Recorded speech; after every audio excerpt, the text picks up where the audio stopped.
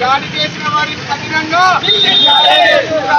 విజయవాడలో doctor BR Ambedkar గారి విగ్రహాన్ని కూర్చోడానికి గారి పేరుని తొలగించడానికి ప్రయత్నం చేస్తున్న దుర్మార్గులని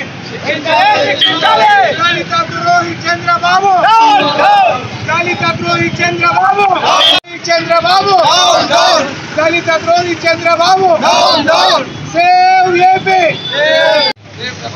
Save democracy! Save democracy! Save democracy! Save democracy!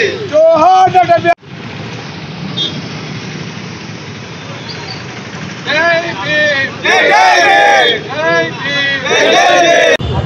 Andhra Pradesh రాష్ట్రంలో మొట్టమొదటిసారిగా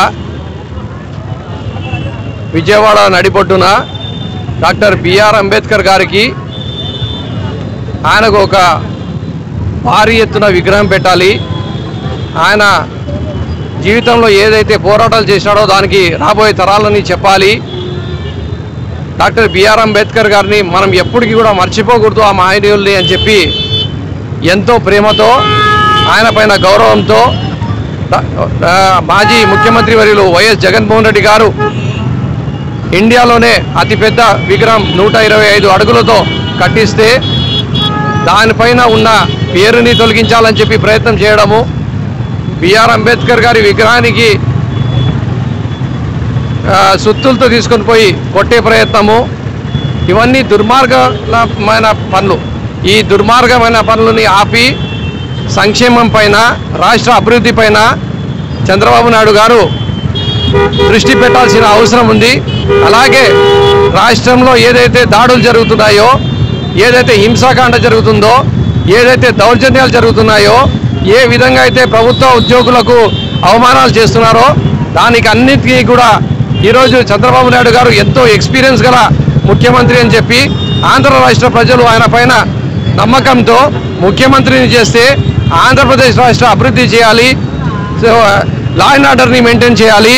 ఇలాంటి సంఘటనలు జరగకుండా చూడాల్సిన అవసరం ఆయన పైన, నైతిక బాధ్యత ఆయన పైన ఉంది.